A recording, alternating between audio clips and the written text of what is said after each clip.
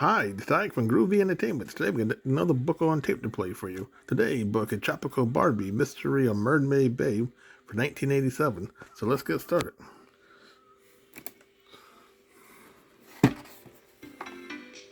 Hi everybody, this is Tropical Barbie. Welcome to your Barbie read-along book. Every time you hear this chime, it means it's time to turn the page in your storybook. Now, if you are ready, we will start the story, Mystery of Mermaid Bay. Don't forget to turn the page every time you hear the chime. Like everyone who leads a busy life, sometimes I need to get away from it all, just to relax and unwind. That's why Ken and I had been planning a tropical holiday on the fascinating little South Seas island of Manahiki. A jumbo jet had taken us to Samoa, where we transferred to a small seaplane, which would take us to the small out island. Now, as the seaplane circled over Manahiki, Ken and I got our first look at our destination, Mermaid Bay. As we stared at the white sandy beach and the sparkling blue-green water, I began to wonder if there really was a mermaid. At that moment, Ken seemed to read my mind, for he asked, "Do you believe in mermaids, Barbie?" I laughed and answered, "Not really. Stories about people who lived in the sea go back a long, long time. They're not really true. They're myths, but they're beautiful stories that have become legends over the years. There's the legend about the continent of Atlantis that sank into the sea. There's the legend about the sirens of the Isle of Circe. The sirens were mermaids who sat on rocks and whose cries caused sailors to crash their boats. And, of course, there's the legend of the mermaid who lives in Mermaid Bay." Ken wasn't convinced that these were all legends. But what about all the people who claim to have seen the mermaid in the bay? After all, Barbie, that's how the bay and the town got their name. And it's also how it got all its tourists, I added with a chuckle. The old mermaid story is great for local business. After all, it captured our interest, I suppose you're right. Ken said with a sigh. I mean, the idea of a mermaid is pretty far-fetched. I smiled at Ken and replied, "Far-fetched and fascinating. I can't wait to go exploring on our own. If there is a mermaid in the bay, I'll find her." A few minutes later, we touched down on the calm waters of the bay. A motor launch from the Mermaid Beach Hotel came out to meet the seaplane and take us ashore. As we approached the lovely village of Mermaid Bay, we saw tiny white houses with red tile roofs dotting the side of the mountain that sloped down to the beach. After checking into our rooms, we decided to have lunch, then take a walk through the tiny village before heading to the beach. I especially wanted to get some suntan lotion to protect my skin from the hot tropical sun. It was in the town's small general store that I saw the beautiful native girl for the first time. Her long black hair covered the back of her colorful flowered dress as she was filling a pink and white picnic basket with her purchases. When she turned and almost bumped into me, the basket slid off her arm and tumbled to the floor. "How clumsy of me!" she cried, sounding embarrassed, as Ken and I helped the young woman pick up the things she had dropped. I couldn't help noticing how unusual they were for a picnic. A large pouch of pipe tobacco, a dozen heavy-duty batteries, and a can of gold spray paint. There was something fascinating, yet mysterious about the beautiful native girl. Ken and I both sensed it. The storekeeper knew her and called her by name, Miko. She was no tourist and must live on the island, I decided. As she was leaving, Miko smiled to Ken and me and said, "Thanks again for your help." Before I could reply, Miko hurried from the store and fastened her picnic basket onto the splash cycle parked outside. Then she put on a helmet, hopped on board, and drove across the road to the beach. Within moments, she was bouncing along the soft white sand. I turned to Ken and said, "I have a strange feeling we'll meet her again." I didn't know then how dangerous that meeting would be. Ken and I soon forgot the mysterious young woman. The sun was high and the surf was up, so we headed straight for the beach behind the hotel. You can imagine how delighted I was to discover that the hotel had a splash cycle available for use by its guests on the sand and in the water. Since it seats only one, Ken and I took turns driving and splashing along the nearly deserted shore. It was really cool. We spent the rest of the day surfing, swimming, and just relaxing on the beach, listening to the waves and watching flocks of water birds flying overhead. Before we knew it, the day was almost over.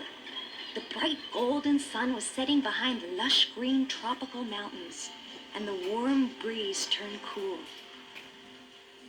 Ken stood up and suggested, Let's go back to the hotel and change. It's almost dinner time, and I'm starved.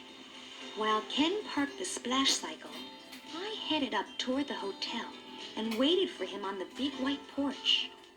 The rows of blue rocking chairs rocked back and forth in the breeze, empty, since the hotel had only a few guests this time of year. I looked at the scene and thought to myself, invisible vacationers. The breeze off the sea soon grew brisk and a little chilly. I pulled my beach robe tight around my shoulders and gazed out toward the dark horizon, just as Ken came toward the porch. An hour later, Ken knocked on the door of my room and called out. Our table's waiting. Together, we walked to the dining room and had a delicious dinner. Afterwards, we decided to take a walk down to the beach. Holding our shoes in our hands, we strolled along the shore. The moon had just risen. It was nearly full and shone like a new silver dollar against the blue-black sky. A sudden breeze whipped my skirt and I shivered. Ken put his arm around me and it was then that we saw it. A glowing blue-green light which silhouetted the form of a woman on the waves about 200 yards offshore in the deep water. Before we could speak, the woman flipped over, raised up a glittering fish-shaped tail, then disappeared beneath the sea. "Did you see that?" I gasped.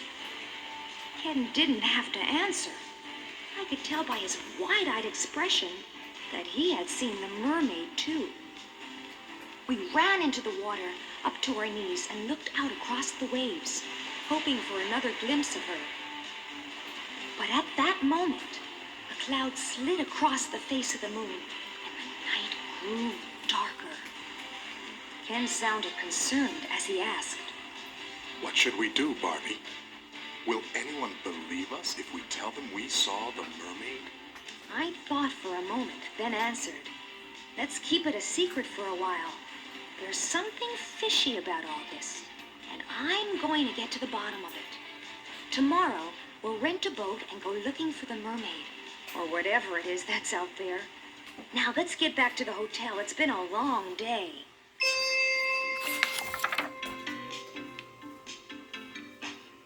The next morning, the sun was shining brightly. It was almost as if the mysterious events of the night before had been a bad dream. But it had been no dream. Ken and I had seen something out there in the water. Mermaid or no mermaid, I made up my mind to solve the mystery of Mermaid Bay. I could think of no better way than to go looking for the mermaid. That's why, right after breakfast, Ken and I rented scuba diving gear and headed toward Morrison's Wharf to rent a boat. Ken and I had taken scuba lessons the summer before this, so we already knew how to use the equipment safely. When we reached the wharf, we were greeted by seagulls flying overhead and rental boats rocking gently in their moorings. Ken looked around, then said, Looks like there's nobody here, Barbie. Maybe we won't get to go mermaid hunting after all. What's all the talk about mermaids? Came a gruff voice from behind us. Ken and I spun around to see who that voice belonged to and saw an old man with a bushy gray beard and a corncob pipe clenched tightly in his teeth. He was dressed like a sea captain from another time in another place. Though his blue jacket was old and faded, the brass buttons shone as if they had just been polished. We're looking for Mr. Morrison, the owner of this wharf. Our hotel manager said we could rent a boat from him. I tried to sound brave, but the old man had given me quite a scare. The old captain smiled and replied, I'm Morrison, and if you be needing a boat, you've come to the right place, missy. But if you're going mermaid hunting, you'll be wasting your time looking for one of them beauties. No one but a fool believes those old sea tales.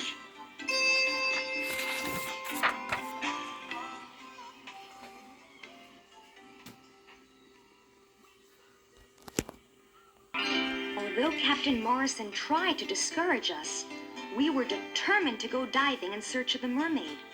So we rented a small boat with an outboard motor, loaded it with our gear, and headed along the coast toward the spot where the night before we had seen the mermaid. When we reached the spot, Ken dropped anchor and we suited up. The water was deep here, more than 50 feet. We jumped overboard with a splash and slipped beneath the turquoise-colored water. Below the surface lay another world. It was silent, except for the sound of bubbles from our tanks. Ken and I swam toward the bottom. Curious, brightly colored tropical fish swam around us as we moved quietly through the beautiful undersea world. We were about 20 feet from the bottom when Ken spotted the old sunken boat. He pointed and I turned to look. There, resting on its side and covered in green sea moss, lay the crumbling remains of an old ship. Its mast was broken in two and lay across the back deck. We approached the old boat carefully, aware of the danger. I couldn't help but think that this would make a perfect home for a mermaid. Half an hour later, the gauges on our air tanks indicated it was time to surface. By then, we had explored the old wreck carefully. We still hadn't seen head nor tail of the mermaid, and I was beginning to wonder if Ken and I hadn't just been imagining things last night. It could have been a fish or a seabird we'd seen, and as for the light, it did disappear when the cloud crossed the moon. Maybe the old captain was right.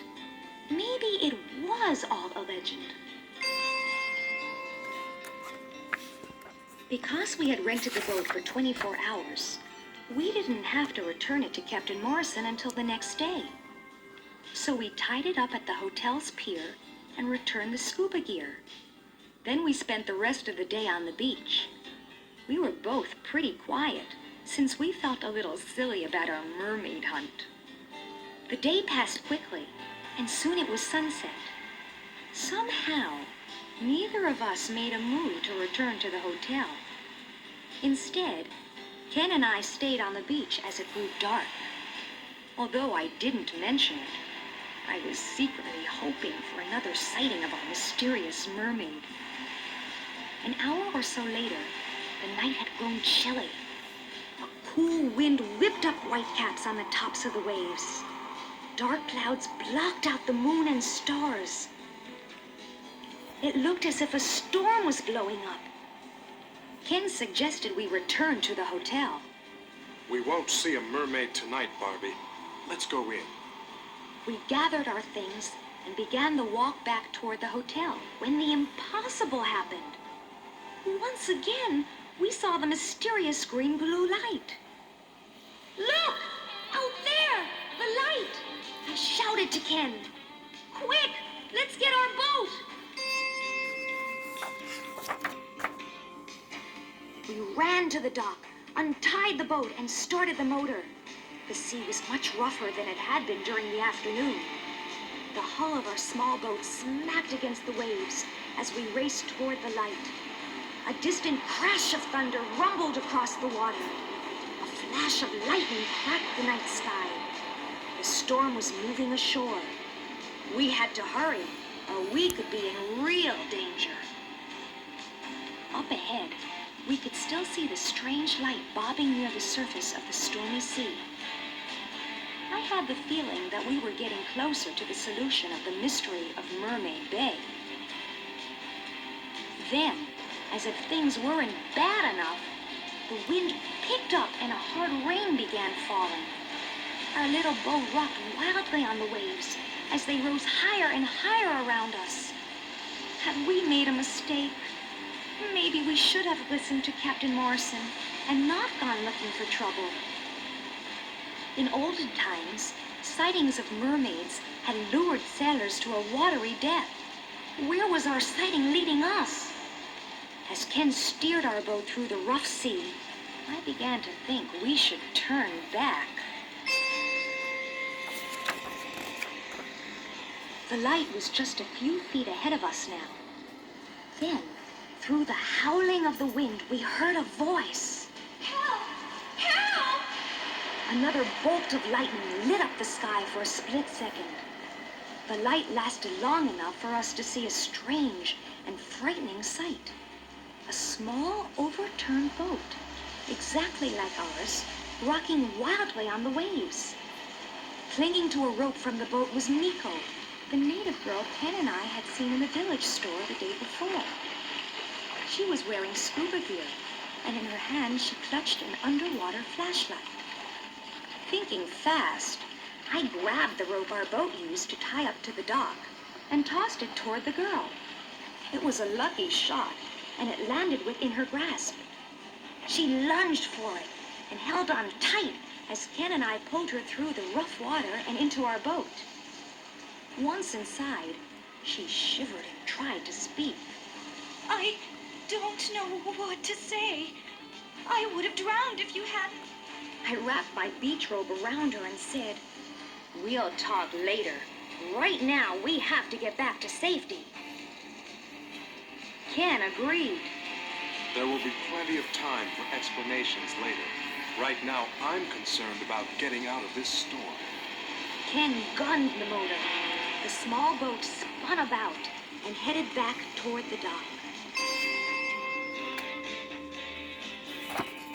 Once Miko had dried off and changed into some of my clothes back at the hotel, she told Ken and me an amazing story. My name is Miko Morrison. My father is Captain Morrison, the man you rented the boat from. When Mother died 4 years ago, Dad and I moved here from Maine because this is where Mother was born. Dad's business hasn't been so good lately, so I've been trying to help out. There's an old sea wreck just below the spot where you rescued me. There are stories of a golden treasure that was on board when the ship went down 100 years ago. I had hoped to find some of the gold to help Dad. After I was spotted diving for the treasure, the stories of a mermaid in the bay spread like wildfire. That brought in more tourists. The more I went diving, the more the stories spread. The added business was good for Dad and me, but he doesn't know that I'm the mermaid. That explains the unusual items you dropped at the store, I replied. The batteries were for your underwater flashlight, the tobacco was for your father's pipe, and the gold paint was to make your fins shine like a mermaid's tail. Miko nodded and dropped her head in embarrassment. Ken smiled and said, So it was you we saw last night. Miko looked up startled, then protested. But I didn't go out last night. Dad and I played cards all evening, and I couldn't slip away. I don't know what you saw last night, but I promise you, it wasn't me. Ken and I stared at each other in amazement. just when we thought we had solved the mystery, it had taken a strange turn. We never found any more clues during our stay on the island, and even now, months later, I still wonder what it was that Ken and I had seen that night. I got a letter from Miko last week. Her father's boat rental business is picking up, and things look brighter for both of them. After her close call that stormy night, she gave up hunting for the treasure. And yet, the sightings of a mermaid continue. Perhaps no one will solve the mystery of Mermaid Bay.